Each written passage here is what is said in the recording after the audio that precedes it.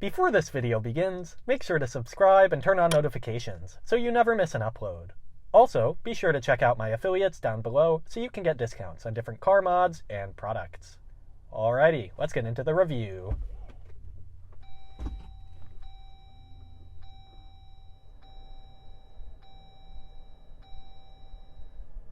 Hello and welcome.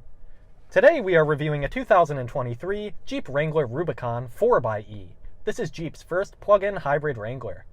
I would like to thank Rich Toledo at Ocean Newport, Chrysler, Dodge, Jeep, and Ram. Give him a call for more info on any of these products. Alrighty, so this Jeep Wrangler Rubicon 4xe, this is a plug-in hybrid, and it is finished in white on the exterior, and it does have a red leather interior. This is a 20th anniversary edition, so this is a limited batch of them being made, and what's special about this is up front on the bumper you get a push bar, which is from the factory. They haven't done that since 2003, as well as inside you get a red leather, beautiful red leather and stitched interior. So that is only available on this trim since 2013 in the Jeep Wrangler, in the previous anniversary edition.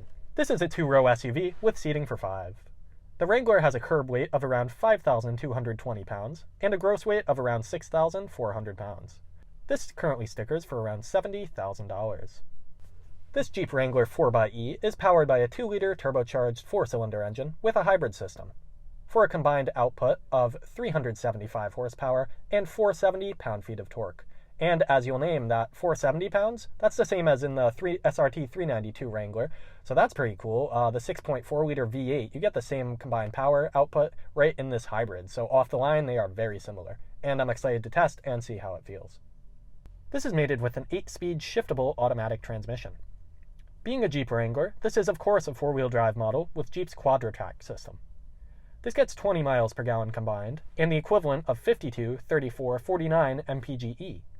This has an estimated range of 370 miles with both the hybrid system and gas engine active, and it has a 22-mile range on all-electric power.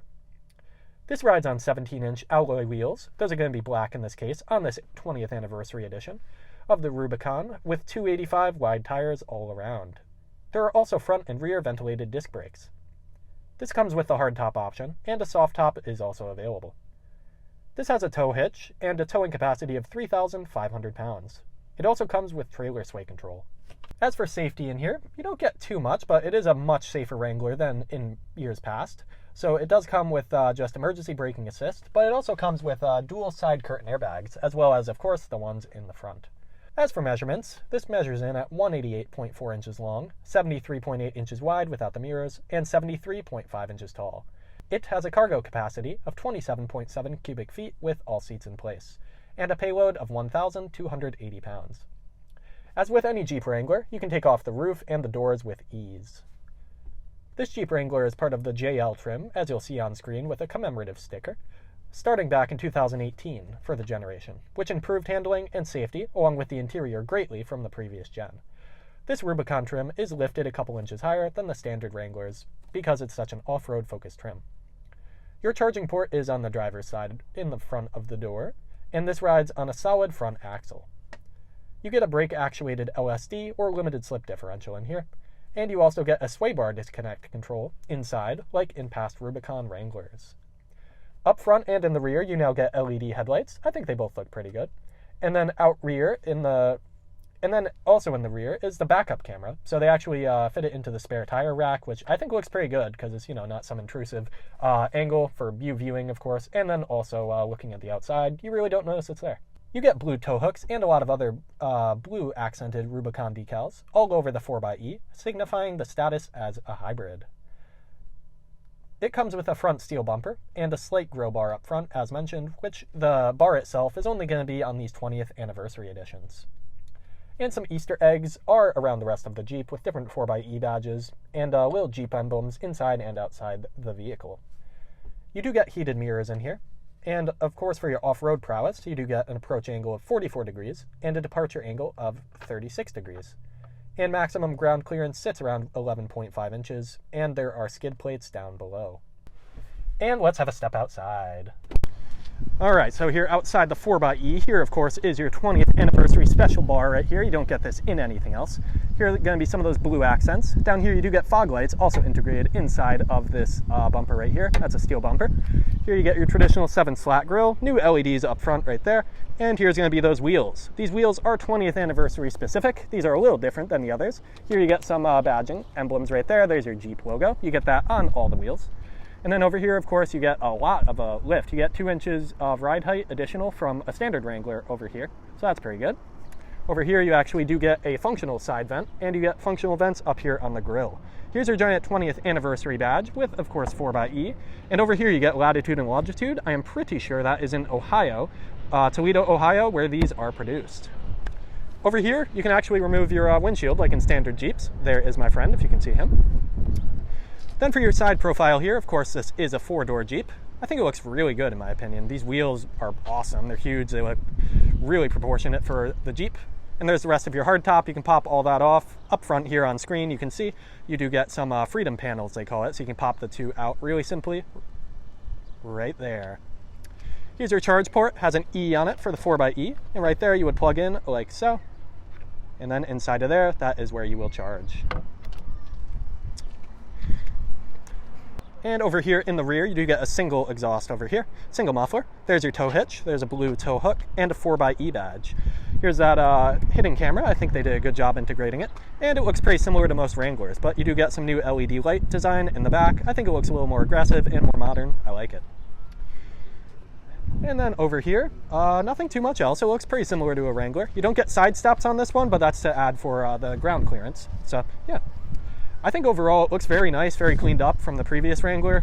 The old one was getting very out of date, mostly on the interior versus the exterior, but this thing it just has so much more road presence. It really does look updated. Even though at first glance it looks like a similar Wrangler, you can just tell by the lights and a little bit of the grille, and it's not really too much larger or smaller than the other generation before it, but it's just a lot more capable. And they're adding a lot more technology, both digital and just, you know, better ride height, better all this type of stuff straight from the factory. Of course, still steel bumpers, and I like that bar. So yeah, I think it looks really nice from the outside. I do like Jeeps myself, so yeah. All right, and let's have a step inside. So inside of this Wrangler, here you get actually a soft padded door, so that's a little bit of an improvement from the past. Here they had, you know, a lot of hard plastics, but it's pretty good. You get a plastic door handle right here. It doesn't feel chintzy or cheap, nothing like that. I think it feels pretty good. You actually don't get your window controls here. You get those in the center because of people taking the doors off so much. It's just a lot easier. Here's your power locks, and here you do get power windows. No blind spot monitoring, although that is, you know, more of a civilian car type of thing. Here you get a little catch guard, so it's still keeping its, you know, utilitarian roots, so you can keep stuff right there. Over here, no door sill. I'm a little surprised they didn't include a door sill of any kind, saying Jeep or Wrangler or 4xe with all the badging they include here, because this is bordering on the price of near a luxury car, especially stickering around $70,000. So yeah, I wish they had included just a little bit there. It's not too much of a presence stepping into here. Here for your seat, this is going to be a red leather interior. This is specific to the 20th anniversary Rubicon. They haven't had red leather in a Jeep like this in a very long time in the Wrangler, so this is a very special treat to be able to do one this rare. Also, you do get manual controls, which I understand why they did it from a utilitarian off-roading basis, but I'll admit, I probably would prefer just maybe some power options at least. I know because of taking seats out, I'll give it that. It might be easier to have manual, but some power would be appreciated. One nice touch though, it does have a red seat belt, so that looks pretty cool. And then stepping in here to the left of your steering wheel, you get 3 different drive modes actually over here. So you get hybrid mode. Actually, Jeep's hybrid mode in here is actually very different from different vehicles. So there's of course a thing known as range anxiety when you run out of power. Say you're out of gas, or nearing out of gas, but you also you still have full battery power. But if you put it in hybrid mode, it's going to use both interchangeably, both the gas engine and the hybrid engine. However, you have electric mode, which, you know, you have hybrid electric, that's typical. But you have something called eSave. So eSave here is a customizable drive mode from Jeep, where you can go into your infotainment over here, your 8.4-inch new infotainment screen. Over here, eSave, you could configure that. So when you use it, you can either completely use only your electric motor or not use your electric motor. So overall, that actually very much helps in you know, range anxiety. You're not going to necessarily be stuck because you won't be running through your hybrid power, in your electric motor in addition to your gas motor, you can select which one you want to use. You can select only using electric or not using electric. You can turn it off and make sure you preserve all your range right there. So I think that's a really cool option. And it does differ from all the other plug-in hybrid systems I've seen. I haven't seen anything like that. Here for your gauge cluster, you do get part digital, part analog gauge. You have a weird mix. You actually have your temperature gauge and your fuel gauge are going to be digital, just little inlets, in addition to a multimedia screen, but then you get analog gauges on the side. You do get regenerative braking over here, so you don't get a typical speedo, you get a digital one in the center. Here for your steering wheel, it's leather wrapped, feels really nice. Nice red stitching to accent the anniversary, and it's a more modernized wheel. I didn't hate the last wheel at all, but of the Wranglers, but I do like this one more. It's a lot more minimal, but a lot better just in hand, in my opinion. And back here, you do get the typical Jeep thing where you can get channel controls and radio controls on the right. Here for your visor over here, you do get a lighted mirror, which is cool. And then over here to do a visor test, it's a little stiff in here. It does slide, probably covers about 80% of the window. It doesn't exactly give you a pass on the visor test, but it's not too bad. Feels solidly made. Up here you do get your freedom panel, so they call it, from Jeep. So you undo this, undo this, undo this, and one more clip finally, back here. And if you want to, you can pop your roof off like so. Very simple, very easy, and pretty light and durable to handle. So yeah, very easy, even easier than in past Jeeps. So very nice, very streamlined, and of course it makes it easy as, you know, a couple seconds just to get your roof off. Very easy, very nice. Also in here, up here, you do get a nice speaker. So you do get a 9-speaker Alpine audio system back here, as you can see with the subwoofer in the back. I'll put that on screen. Very nice. You do get a Wi-Fi hotspot in your infotainment over here. You have 4G right here, so that's pretty cool. That's something that General Motors has always done, but I see Jeep is also doing it as well inside the Uconnect system. Also here in your Uconnect system, you get controls for your heated steering wheel in this case, heated seats for the front, and you also get, at any point, you can view your backup camera or your front camera. That's nice, especially for off-roading, checking trails, all that type of stuff, see where you're at. Also, this interior is really beautiful for a Jeep Wrangler. It's a big step up from the past. Over here, all this is soft touch leather wrapped all the way through here. Nice accent stitching, nice deep red leather in this anniversary case. And then over here, you get some texture. This is rubberized, but it looks almost a little bit like diamond carbon fiber type stuff. Then over here, of course, you get a nice Wrangler badge, nice grab bar. That's typical. And then down here, you do get a glove box. It's a little small. I actually wish they had a bigger glove box. However, it's because they put a speaker over here. So it does make some sense why it is a bit smaller. Down here, you do get pretty simple controls, actually. You get most of your climate controls in here, but you can also do some of those inside of here. So that's pretty good. Over here, you get a battery button. So right here, you can do max regeneration. So you can select on or off, so you can really try and preserve and grow that battery, or you can just drive a bit more normal. You also get a mute switch over here, which I think is cool. Just to have that for hard buttons for your radio, your sound, you can just hit mute if you're trying not to scroll all the way down from near the top. I like that. Also, you get your window controls down here. So it does have one touch down. No one touch up, though. I'm surprised they didn't do one touch up on the driver's windows, at least. It is not one touch down on the back. That makes sense. But I do wish they had one touch, because this is, at this point, a $70,000 Jeep. I do wish they had one touch up windows as well. But it might have just been a bit of a hard thing to do because of taking the doors off and keeping the wiring simple. I'm not sure. Over here, you do get a 12 volt, and you do get Type C, Type A, and an aux port down here, so that's good. Here you get your trailer sway control, as I showed earlier, so that's cool. You can lock up your sway bar, front or back. You get also some dedicated aux buttons right here, auxiliary, so that's nice. You can set those to different accessories and things like that. Here's our shifter. It says Rubicon 20th anniversary.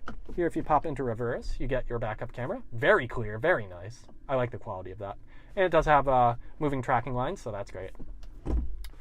Feels very solid in hand. I love this shifter. And additionally, over here, solid in hand, you do get a 4-wheel drive system. So you get 2 high, 4 auto 4 high, 4 high part-time, neutral, and 4 low. So it's a full 4-wheel drive system for off-roading this Jeep.